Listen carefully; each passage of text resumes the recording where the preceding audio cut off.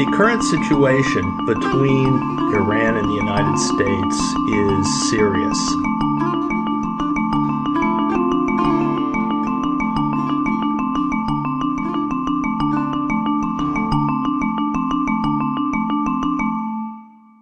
It is clearly the most serious situation since our rivalry with the Soviet Union up through the early 1980s.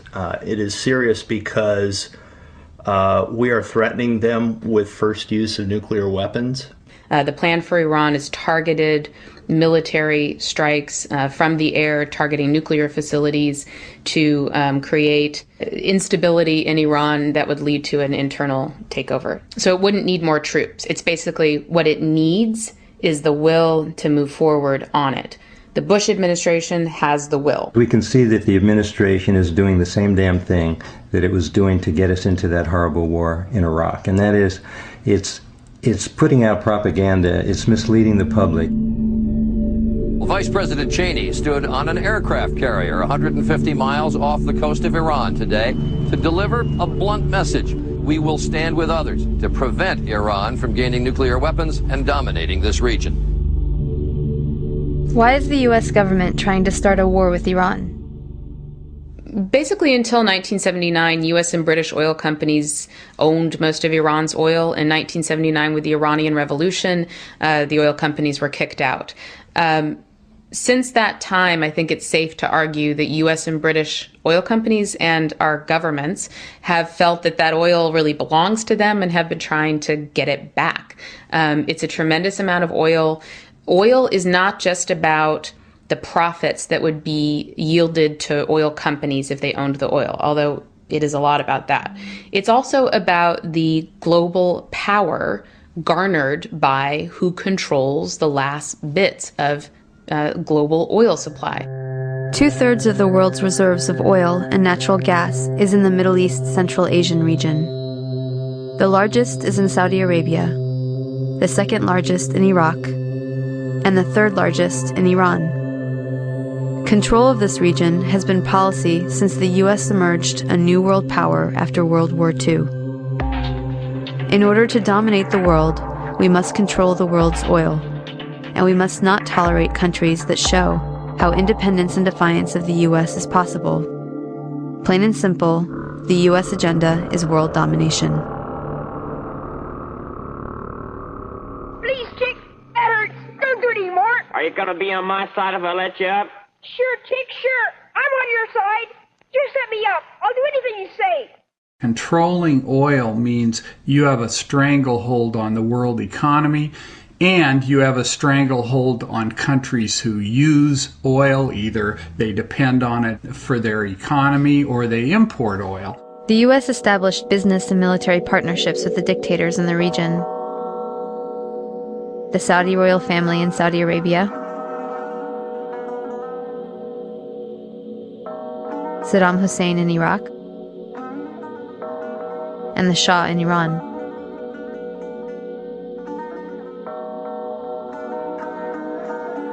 The countries and their oil were under control, but with Iran and Iraq, control was lost. Something had to be done.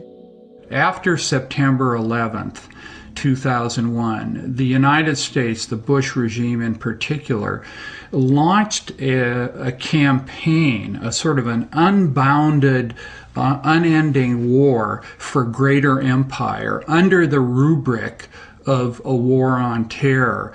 The architects of that envisioned creating an unchallenged and unchallengeable U.S. empire. These neocon theorists argue that after the collapse of the Soviet Union, the United States had a once-in-a-lifetime opportunity that without the Soviet Union, without this nuclear-armed superpower confronting the United States, the U.S. reigned unchallenged militarily. And if it did not act decisively, new challenges would emerge, and it would go the way of other empires. I mean, the Russian empires collapsed twice in the 20th century. The Austro-Hungarian, the French, the British empires rise and fall increasingly quickly, and people like Paul Wolfowitz, like Dick Cheney, like Lewis Libby were very aware of this. So when September 11th came, they seized on this attack. They felt they had a political opening. Again, once in a lifetime. George Bush writes in his diary that night, this was the Pearl Harbor of the 21st century. A once-in-a-lifetime opportunity to launch this boundless war to reshape the Middle East and the whole world. The U.S. invaded Iraq and removed a brutal dictator from power, a dictator that we supported through his worst crimes. Saddam Hussein was our ally until he stepped out of line and invaded Kuwait without our permission, turning him into an instant enemy. To regain control, we invaded Iraq. Attacking Iraq was a war crime. There are only two instances in which war is legal. UN authorization, which the United States didn't have, or an imminent threat. Neither one applied. This was actually under the Nuremberg standards a war crime, the supreme crime of aggressive war. That's what this is. And of course, one of the ways I think the discourse in this country is so corrupted is everyone talks about this war as a mistake. No, it was not a mistake. It was a crime. This was a war carried out for very specific and conscious political and economic objectives. It wasn't an error. It was a crime. And the same situation applies with regard to Iran. An attack on Iran, whatever the level of development of their nuclear program is or isn't, would be a war crime. The U.S. government is guilty of theft and mass murder. Hundreds of thousands of innocent people have been killed, millions displaced, and 100,000 fleeing Iraq every day in one of the most severe refugee crises on the planet. And a key benchmark for withdrawal is a passage of a law putting ownership of the country's oil into the hands of a few multinational energy corporations. The only actors at this point that are likely to win the war in Iraq are U.S. oil corporations and oil industry folks. That's because the Bush administration has spent 4 years trying to change Iraq's oil industry from a nationalized model that before the war was essentially closed to U.S. oil corporations to a privatized model where essentially almost the entire Iraqi oil sector would be open to private foreign corporate ownership.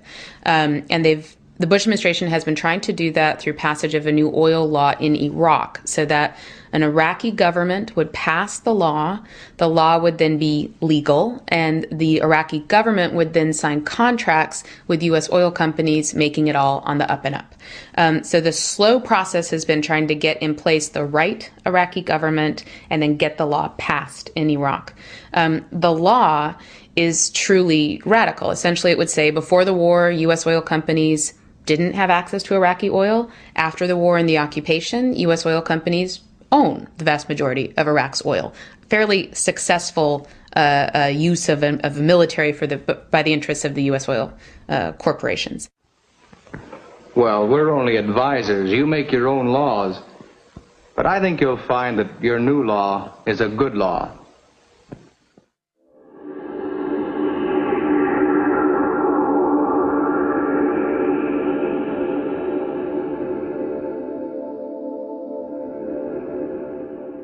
Gaining control of this Middle East, Central Asian region, knocking down any obstacles, whether they be in the form of anti-U.S. movements or states such as Iraq, Iran, Syria that weren't firmly under U.S. control.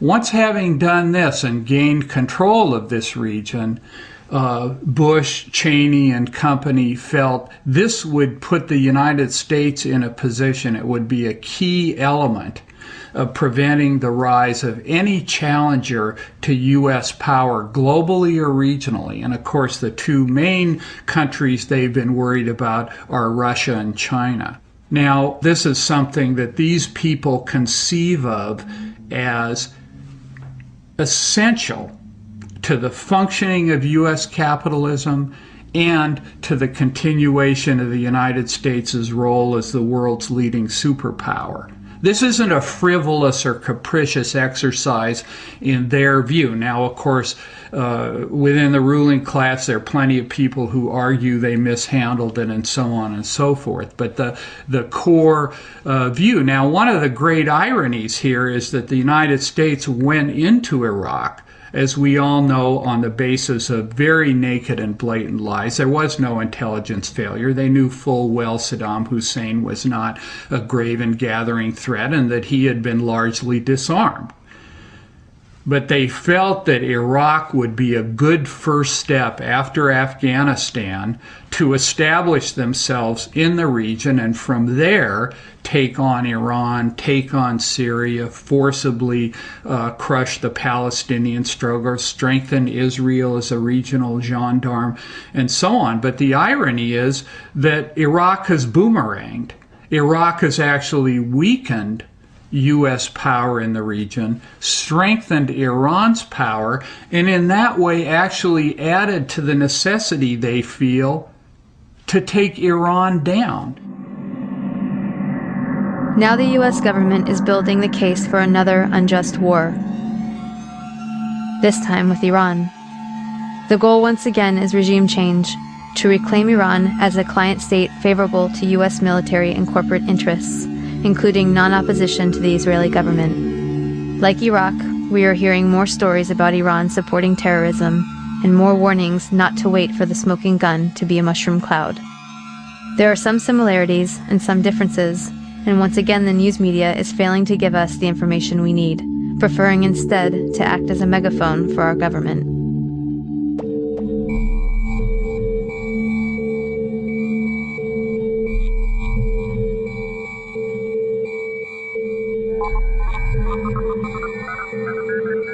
You know, it's really important as a first step towards preventing war on Iran that people keep in mind as they hear any rhetoric that's pushing towards war to have a skeptical eye.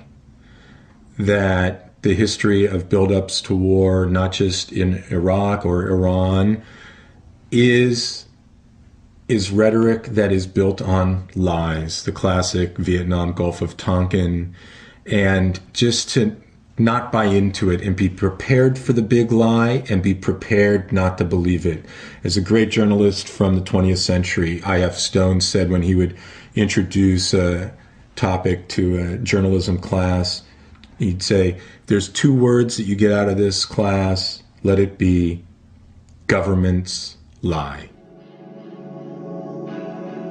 Our country is presented as defending itself against a ruthless enemy, and to do this, we must hide any history that shows what we did to start the fight and how we escalated it until we could appear justified striking back with a crushing blow.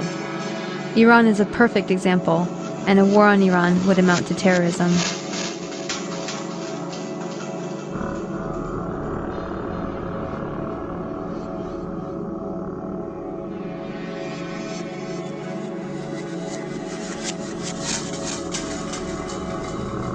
Our second goal is to prevent regimes that sponsor terror from threatening America or our friends and allies with weapons of mass destruction. Iran aggressively pursues these weapons and exports terror, while an unelected few repress the Iranian people's hope for freedom. States like these and their terrorist allies constitute an axis of evil, arming to threaten the peace of the world. Iran is being positioned as the next front in the global war on terror. Despite the PR campaign to convince